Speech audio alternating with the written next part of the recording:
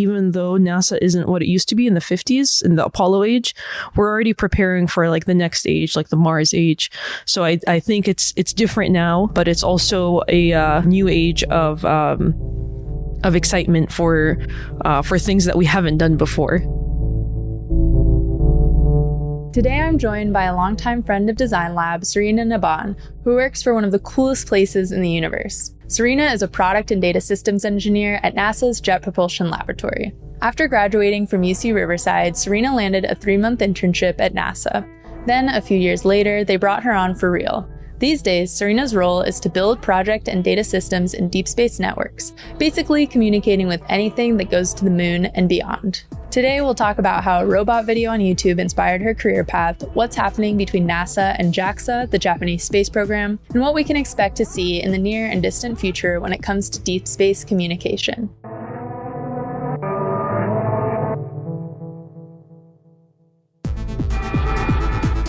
We live in a time where design and technology touch every aspect of our lives. But where did it all come from? Who designed it?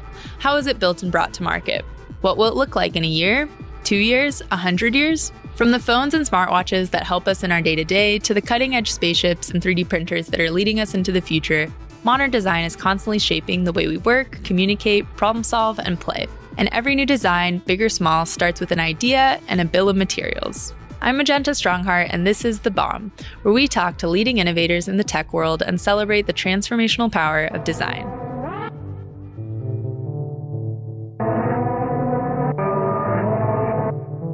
Welcome to The Bomb, Sirina. I'm so excited to have you here, and we're just catching up about your trip to Japan, so we're definitely going to get into that later today. Thanks for coming to the lab today for The Bomb. Thanks for having me. And so just for those who don't know, Sirina is a project data systems engineer at NASA JPL and a huge, I don't even know what to say, like friend of the frame is kind of how we put it, right? You've been in the fold for a while now. You've been a Hackaday Prize judge several years in a row. You spoke at our Hackaday Prize summit this year, which was awesome. And you've just like helped us with projects here. Yeah, fangirl, love that. I mean, that's an honor to say like JPL engineer is a fangirl of Design Lab, love it. And we first met at, I was trying to remember, one of our early like Hackaday LA events, I think. You and Sarah spoke later on, but I think we first just met as you were an attendee, right? Yep, right here at the Design Lab. And then we just recruited you into things and never let you go. Yes. As always, as those things tend to happen. So I'd love to just get started with a little bit of your background, how you got into engineering, you know, from even we can go all the way back early age, you know, what was your inspiration or when did you first get interested in engineering through kind of your education and, you know, now being at JPL. So. Okay, well, I'd love to say that, you know, I had this epic story of someone bringing me into the engineering world, but it really all started with a YouTube video. I saw a Boston Dynamics YouTube video that a friend showed me, and it was a robot that was, you know, tracking through the forest, and it's this company that like I saw and I said, I want to be part of that. I want to do that sort of thing. At that point, I was actually already in community college, majoring in mathematics, just because I didn't know what I was going to do.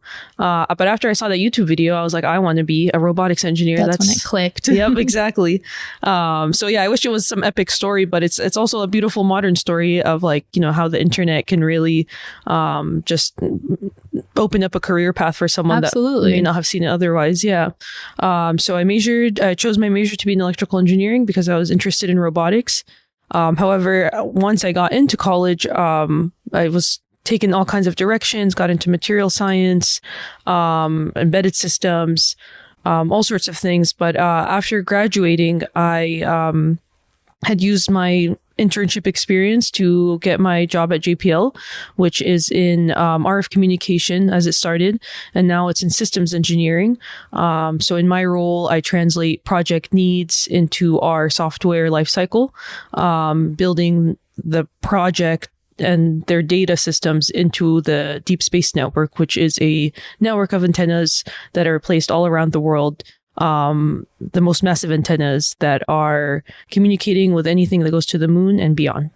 Amazing. And Deep Space Network, I have really learned mostly about through you and your work there, because I honestly didn't know much about DSN before you started working on it. I would love to get a little more in depth how the data that's collected with the, network of antennas aids projects around the world, because I know that you guys collaborate with a ton of different institutions with other missions, both public and private, I'm pretty sure.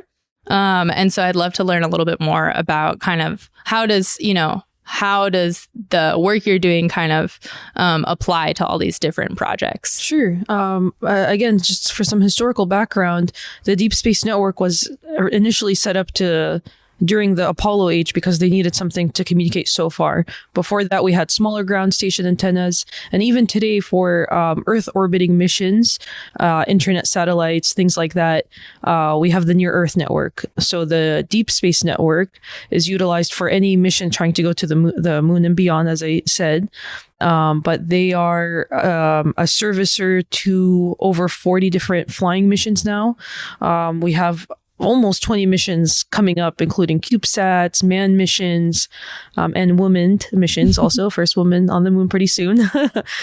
So they are a service provider. And what makes the DSN special is it's specialized to communicate at high frequencies, high power, to very distant places. So our slogan is kind of listening to whispers from space, because you really are tuning into the smallest sounds.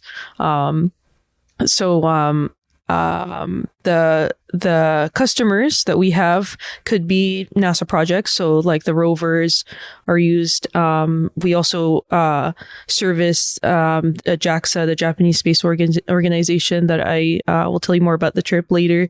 And also ISRO, which is the Indian Space Agency, ESA, the European Space Agency. And now there's even more people getting into the space race, like the Korean Kari Space Agency and the Emirates Space Agency as well. And not only that, but even colleges now are building their own low-cost cube satellites. Really? Wow. Yeah. And it's really opening up the technology to a lot of people, and the DSN. So very recently, up until recently, we've had to we would have had to not explain as much about the DSN and how to use it. We just send off some documents, and usually that organization is pretty familiar enough with their tools and usage. Right. But very recently, I've actually been helping like folks at JAXA build their own software for like new data types they've never used before. And I think that's really interesting because it's going to bring up all kinds of new science and technology that's accessible to everyone. Totally. There's so much to dig into there. I did want to say that the listening to the whispers in space is such an awesome tagline. I'm like, is there a t-shirt with that on it? T-shirt. Like, Sirina is JPL like swag queen. Yes. So I was like, if there is one, she would know, and she'll help us get it. She also gave me one of the most epic tours of JPL's campus right outside of Pasadena once before. So yeah, you're the best JPL mascot. Anytime. But yeah, of course they have a t-shirt of it and poster and pins and all of that, I'm sure. I love what you're getting into as far as kind of making the data that you all collect more accessible. So would you guys consider it open source? The data from the spacecrafts, it's up to the missions to make their information open source. So for example, all of the Earth orbiters that are NASA Earth orbiters that are collecting science about our ecosystem, that's actually data that's completely out there for anyone to use. And many have benefited from it already, including like early on the National Space Foundations before they had their own satellite system up there, as well as students using tracking data to see where all the different spacecrafts are. This very amazing outreach tool called Eyes on NASA was using spacecraft data, like locations of things that we talk to in the DSN, to pretty much map out where all the different spacecraft is. And a group of people put it together and made like a tool to zoom in and out and be able to click on missions and learn about them completely as an outreach tool. Yeah, so it's really up to the missions to make that data accessible, because in the end it's their data. What we do is we collect their data and send it off through our telemetry network that's at JPL in the dark room, if you remember. Awesome. Okay. So kind of depends on who owns the mission and what they want to do with it. But as far as what you were saying, helping, for example, the JAXA, which is the Japan Space Agency. Say it again. I don't know if I got it right. So it's the Japanese Space Agency. I don't know what the A and X stands for. I know. I was like, I feel like I'm missing some letters. So that's all right. No, we're good. And interesting enough, JAXA is kind of like JPL, where they have their own sister institution, ISAS, that is a college institution, just like Caltech is to us. Okay, awesome. Yeah. And so, but what you were saying about helping them build their software to be able to read the data that you're sending, right? Yes. I'm like, maybe this is a dumb question, but just so I'm following correctly, the data you all collect from the antennas is dictated by the projects that you're supporting. Correct. So you would only send it if they're asking for specific metrics. Correct. Maybe they'll have an instrument that's on at that time that they want to collect from. Okay, got it. So that makes sense, because you're kind of just processing it for them and then sending it back to them, yes. And then helping support that process. Yep. Okay. But what I'm doing with JAXA right now is the data that they are sending and receiving kind of goes through different paths. So whenever they are uplinking, meaning we're sending data to them, it's usually the project commanding the spacecraft to turn on its thrusters, to turn this instrument on or off, to maybe change its trajectory. And downlink data that we're receiving from the spacecraft could be maybe pictures that are coming down, spacecraft health, the battery levels, for example. Okay. So we do have our own software that we use internally into the DSN. It's existed for a really long time, so it's not open source, but it's kind of like again, a partnership of projects knowing how we're configured, and we know how they're configured, and making sure that in the end we can communicate on the ground. So once they're in space, they can depend on our network. Makes sense. Okay. Thank you for breaking that down for me. Sure. I think that's really helpful and going to be helpful for our listeners. I do want to ask just how, what's it kind of like being a part of JPL, this NASA JPL, is such a famous kind of institution, right? And you're joking about fangirling for Design Lab, but I think that there's a lot of fans of NASA, and just was it surreal when you first started working there? Do you still feel ever wow, this is, totally such a historic, institution to be a part of? Or are you kind of no, just totally. I think I'll always be a fangirl. Even my older coworkers tell me, "Oh, it'll wear off," but I'll always wear my stickers and my patches, and really sort of never forget how amazing this kind of stuff is. And it's funny that you say that, because I was having a conversation with someone earlier, being like, there's been other space agencies kind of use NASA as the product of all space things, even though NASA is made up of so many entities. Even JPL itself is sort of a whole different branch of NASA, right, because it's managed by Caltech. But I don't think I ever get up and go into work and not think about it's such a great place to work. It's so historic. Of course, every job at the end of the day kind of feels like a job. Of course. But as soon as I learned about JPL, I actually grew up in La Crescenta, so not too far from here. And I would go to the open houses when tickets were not required. So at that time, I think space wasn't as popular as it is now. I think people seeing all of the publicity around the rovers back in 2006 really started making all kinds of brands happen. Like Target has its own NASA gear, and so it's really interesting to see. But I think what gives me that feeling is, even though NASA isn't what it used to be in the 50s, in the Apollo age, we're already preparing for the next age, the Mars age. So I think it's different now, but it's also a new age of excitement for things that we haven't done before. Totally, looking into kind of the future and the horizon of space. And like you said, the space race has all these new players within the last decade, I would say, right, that are getting making space research and projects more widespread and yes, and having diverse. Like you said, new. Yeah, absolutely. Something that comes to mind when you're talking about kind of the future and the next generation of some of these projects and efforts. When we were talking earlier, is so interesting to me. You mentioned a project they're planning to, I forget which which project you're even talking about, but you're like, oh yeah, they're planning 8 years after this launch, they're going to do this thing. And has it changed like your perception of time kind of, or how you relate to time working on these projects and missions that are like, I don't know what, I'm curious, like what the longest timeline you're like focusing on right now, but that's like way bigger picture, I would say, than a lot of the stuff I work on a regular basis, well, yeah, you know? No, me too. The Deep Space Network work comes actually after a mission's been built.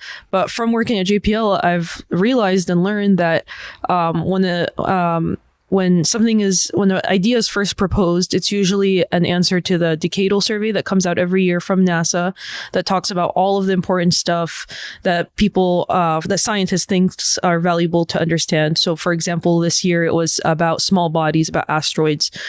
So a lot of proposals were written about possible missions that could study these asteroids and small bodies. And for example, DART is a mission that was redirecting an asteroid that launched this year. That kind of stuff, as soon as an idea is proposed, it takes about 10 years for them to go through the process of getting approved, the designs like looked over, and then for them to finally start building something. After something's been built, you go through testing for a couple of years maybe, and that's when the DSN comes in, and we make sure we're that our machines are, you know, communicating with their machines okay. And then even after that, if a mission is flying to somewhere like Saturn, it's going to take it another 7 years just to get there. Wow. You know? Yeah. So sometimes these timelines are long, and I do come in to a project where we launch something, it's a critical activity, and then we don't really think about the spacecraft because we're just tracking it daily for 2 years before it gets to its destination. Mm-hmm. But there's other missions, of course, that are like Artemis that just launched, which was a mission that was orbiting the moon. It's to prepare for future manned missions to the moon. And that was a great mission because it just, as planned, went to the moon, orbited, came back into the ocean, and then it ended. And I say it's nice because we have, again, over 40 missions that we track, so sometimes it can get overwhelming. But all kinds of timelines that are tied with the science that the mission's objective is meeting. Absolutely. And so on that note, I think we can get into the trip to Japan. And you were... maybe just explain, you know, how it came about. You said it was kind of a last minute thing, but you were able to jump in and like make the most of it. So I'd love to hear kind of what was the reason for the trip, what you presented, and where, and with like which partners and that sort of thing. Sure. I'm going to continue being a fangirl, but JPL is a really great place because although we have these amazing missions that are Mars and Venus centric, all these great efforts that go on, we also have services that kind of get looked over. So the Deep Space Network is a backbone of space exploration. So it's existed ever since we've been going to space, of course. And within that, there's a lot that goes on from, you know, actually building the antennas to building the software in the antennas to building the software that connects kind of the data servers to the antennas to the projects. And that's where I work. I interface between the antenna and the JPL servers onto the project. So there are 3 major different data types. Telemetry, which is just data coming from the spacecraft being downlinked. We're receiving the data. And then there's commanding. So you're commanding the spacecraft to, again, like turn on its thrusters or give some sort of status. And there's a third data type that is tracking, which is, again, like pinging the spacecraft to get location and Doppler effects of it. And those are the 3 that we advertise. Now, the DSN is growing like crazy. We went from 30 years ago, maybe tracking 10 spacecrafts to now over 40, which is nuts to think about. And we really are preparing for 10 years from now to have 100 spacecrafts to track. Yeah. There is a new kind of data that many users have already utilized that are from space agencies that are used to working with the DSN, like APL, Applied Physics Lab, or Goddard NASA centers, or other NASA centers. But monitor data is this really cool data that gives the status of the antennas. So projects will often be on a voice net with an operator that is pointing the antenna. Of course, not joysticking the antenna. That's how it used to be, where they literally would move the antenna. But of course, now it's all software powered. So the antennas have an ephemeris file that would track the motion of the spacecraft wherever it's going and continue on that path. And oftentimes a project will, see a problem with their data, get on the voice net, and ask what's our signal level? What's our power level? Like what's wrong with the antenna, or what could we be expecting to do to help them plan out their tracking passes. But with monitor data, the projects could completely disregard and not use the operator, and be able to just look at a GUI to see the information about the antenna. We want users to be able to kind of work more efficiently. We don't want them to ask for someone's help and that person is already navigating 3 or 4 different other spacecrafts. So JAXA, being a space agency that we work with a lot, will utilize the monitor data on their mission called MMX, which is a Martian Moon Explorer. Really exciting. A return sample type of project where it'll travel to the moon Phobos, which is one of the 2 moons on Mars, and it'll collect samples and bring it back to Earth. So this is a really exciting mission. It'll probably be launching next year. And it's, as you can imagine, very high stakes for JAXA, because getting to the Mars is only something that landing on Mars is something that only the US has done. Mm-hmm. And it's pretty cool because with JAXA, I learned from our trip, it's a partnership. So we don't really pay them and they pay us. We trade services. So to help them expand on their missions and grow as a space agency, we'd like to help them utilize this type of monitor data. And in my limited years of experience, I've only been working for 5 years, but there are definitely some long timers there. I was able to gain enough knowledge about monitor data to use it and to support tests. And when the opportunity came about to go to JAXA and sort of sell monitor data to them, I got to go and give a presentation and answer questions that the team was having. So I'll be working closely with the MMX project from JAXA to start their testing and launch in a year. I'm like, code for you're a badass that you got to go because you nailed it and got your shit together, and were able to present. So you're like, I've only been there 5 years, but but you made it happen, and that's why I got to go, and it's awesome. Yeah. We're going to take a quick break, and when we come back, we'll hear how NASA has supported Sirina in pursuing a master's degree and what a day in the life of a space engineer really looks like.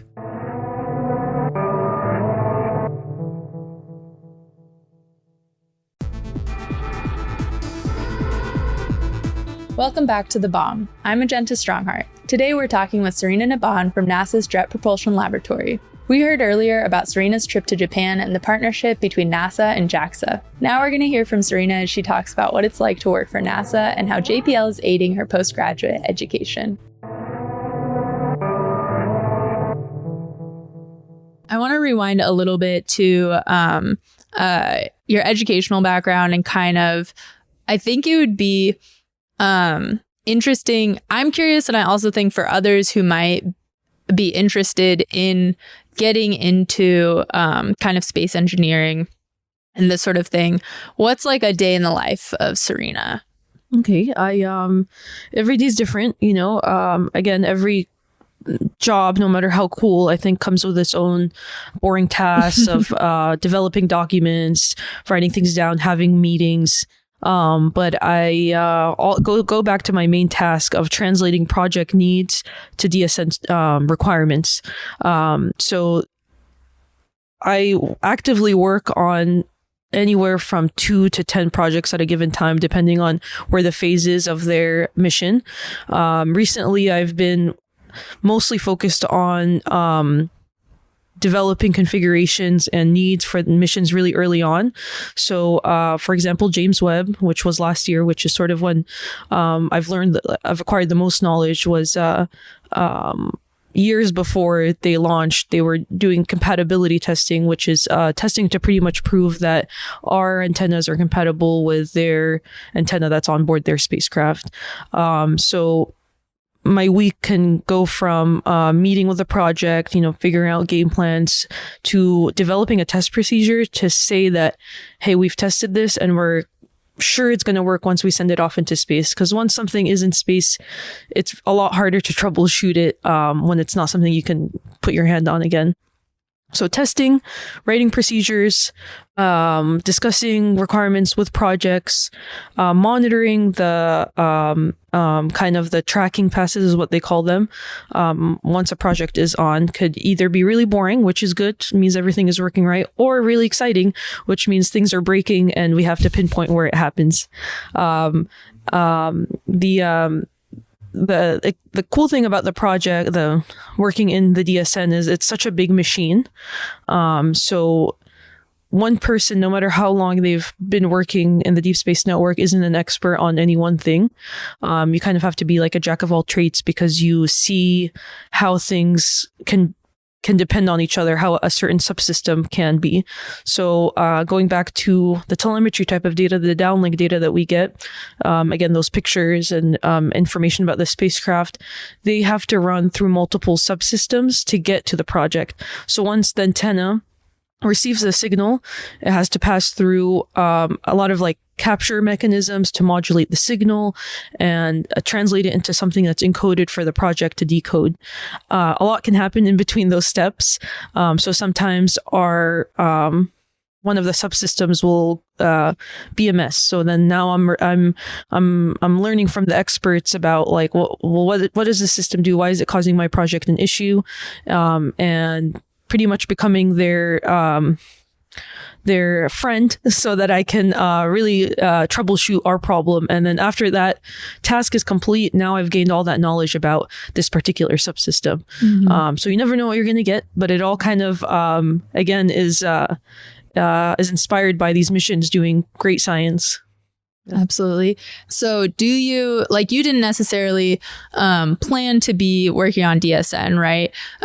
When you first started at JPL, you said you started with, remind me, RF. Yeah, RF Communications. A team called Mission Assurance, which mm-hmm. kind of comes after a mission fails, and they do analysis on like what made it fail, stress test, artificial aging tests. Mm-hmm. Yep. And now after being at JPL about 5 years, you said you're actually just about to start pursuing a master's, right? Or you've already mm-hmm. begun? I've already begun. And what is the master's program? The master's program is through Johns Hopkins. It's a professional engineering program, which means it's fully online, 10 classes, and it's really great because it's systems engineering but applied to spacecrafts. And I think that's the best way to learn because it's something that is that I can relate to in my mind, mm-hmm. something that I work on. So each class is almost like a different department at JPL, which is awesome because the classes themselves are being taught by people at Applied Physics Lab through Johns Hopkins. So I've actually had a professor who was in one of my meetings for the DSN. Wow. Yeah, she was also my professor. Yet she was also having meetings with the DSN, and I was talking to her on the professional side and then on the academic side. Right. So kind of a small world in some ways, right? In a good way. And does this taking on this degree program, does it have to do with like goals you have as far as where you want to go at NASA JPL? Yeah. The great thing again about JPL is that the way I learned about the Deep Space Network is as an intern. I got whatever internship was most related to my research that I did in undergrad, which was minimal research, of course.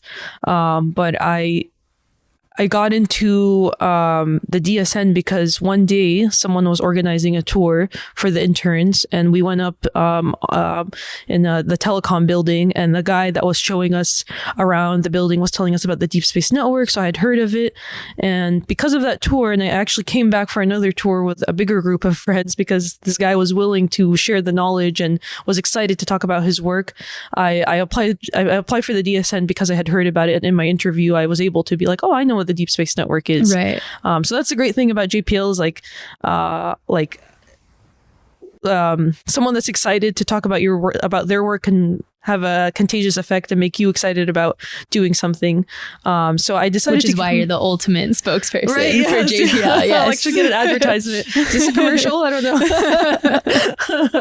know. But the degree, I was encouraged to get to the degree, of course, because JPL pays for it, which is really nice. Huge, yeah. And something I feel like so many, at least I didn't realize, until I feel like I got more into kind of some of the tech and engineering industry. But there's, we were talking about other colleagues and friends as well who've gotten kind of financial support for higher education through their employers, which is so awesome. Yeah, it's definitely the encouraging factor. School is hard and sometimes unnecessary depending on your life goals, but JPL is an institution, because its ties with Caltech, I think really values education, and that's why it's one of the only places that offers more than $10,000 a year. So $10,000 a year is for free, so you could use that. You don't owe them anything. They'll pay up to $25,000 a year, so you could take up to 5 classes a year, which I don't know why anyone would do that. That'd be insane. I'm definitely not doing that. The contract is staying at JPL for 2 years, which is nothing. And I also plan especially to be compared to other places. Yeah, exactly. Yes. Yeah. The program is great, again, because it's space related. So it's not just some degree that I'm going to be taking classes and not knowing where it is, where you're going to apply it and that sort of thing. Yeah. And my job title technically is a systems engineer, not for a spacecraft, but one day I believe the degree can help, maybe write future proposals for a deep space network on the moon, maybe. Ooh, get a job on the moon. That's my future goals. Nice. And not that you asked, but there it is. That was going to be my next question. So put it out there. JPL, send me to the moon, please. We're manifesting here. Yes. Yeah, exactly. Love it. You're like, all this travel experience around the world is actually just preparing me for intergalactic travel. No, it's not. That's wrong, right? I was like, intergalactic travel, interspace travel. What's interplanetary. The word? I was like, interplanetary. There we go. I wish intergalactic. We need some sort of supersonic speed. Yeah, once we figure out. Yes. I'm getting too far in the sci-fi vocab there. Oh, I love sci-fi. Does that kind of come with its territory? Like, does everyone at JPL, are they some nerds? Sci-fi space nerds? Oh yeah, there's some nerds. Some Slack channels are like dedicated to the craziest stuff. There's a Party Parrot Slack channel. There's a Star Trek channel. There's a Star Wars channel that's not related to the Star Trek one. Very different. Very different. They don't talk to each other. You're either on this one or that one. But yeah, lots of all kinds of diverse nerds, and I say nerds in like the most beloved sense, because it's people who are excited about that's really what I cool think. technology. Like, everyone is a nerd about something. Yes. I think it's literally just means you're passionate about something. Definitely. So you're nerding out about it. Totally. And it's not all like sci-fi fans and data analysis. There's also softball team, which I was invited to sub on a couple times, which was fun. And it looks like you guys have just all kinds of fun work events I see on Instagram all the time, fun multicultural days and celebrations and all of that stuff. So not to like make this too much of a plug for JPL, but it does seem like a pretty cool place to work into there. Yeah. Yep. Yeah. Especially when the interns come around too. We have like a summer games that we prepare for. It's called the Beach Olympics, where everyone kind of prepares for a sport and goes out to the beach for a day and competes. Epic. It's intense. Love that. No, that's really important, I think, especially when you guys are doing such like serious, impactful work all the time. I think it speaks to like that balance you kind of need, right? Definitely. I was just talking to my group, and we were talking about how important it is to have like companionship when you're working.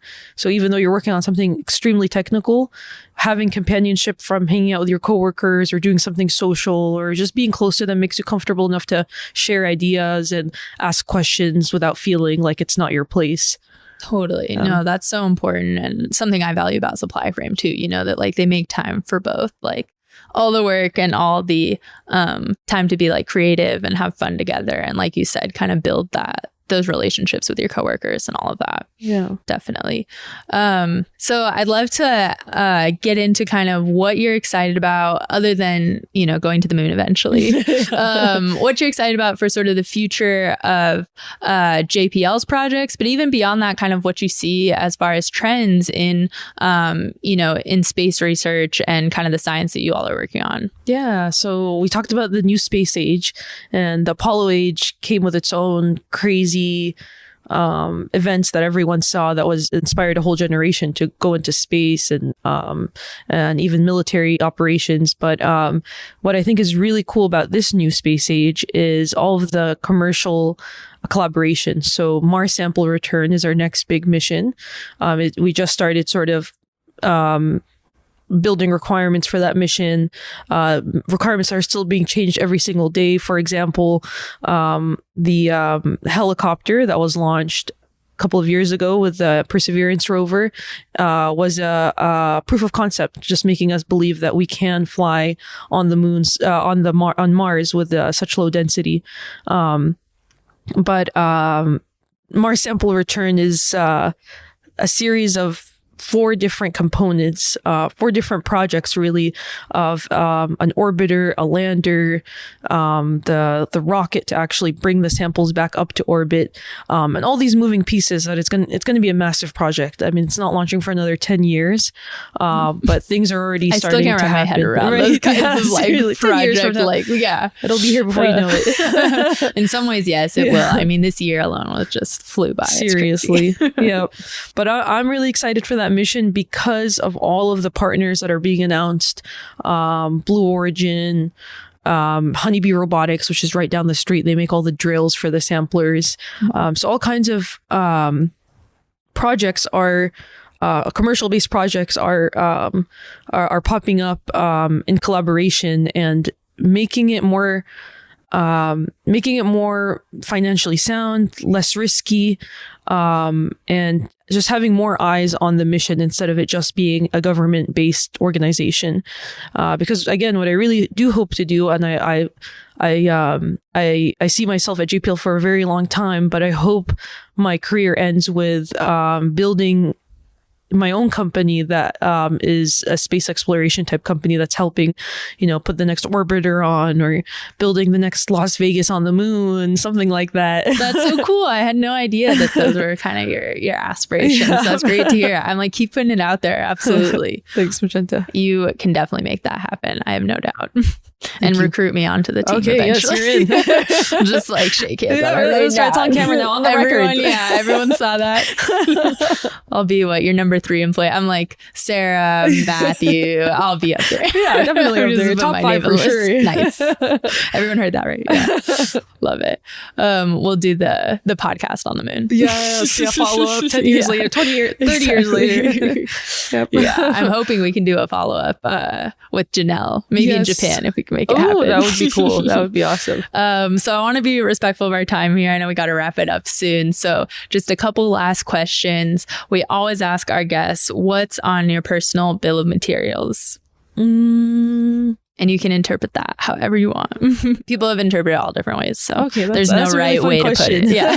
Okay. I think my bill of materials is definitely related to plane tickets, a warm jacket, and a good friend to travel with.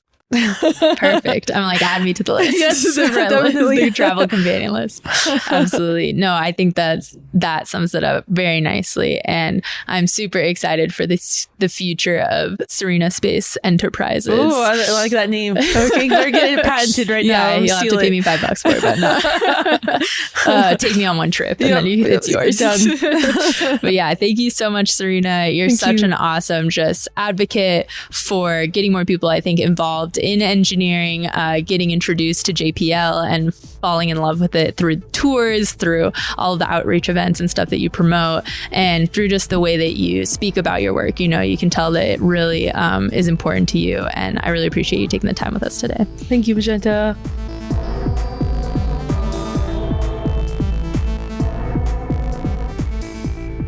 Thank you, Sirina, for sharing your knowledge on deep space communication. I, for one, can't wait to see what the future holds for space exploration. Once again, thank you for listening. I'm Magenta, and this is The Bomb.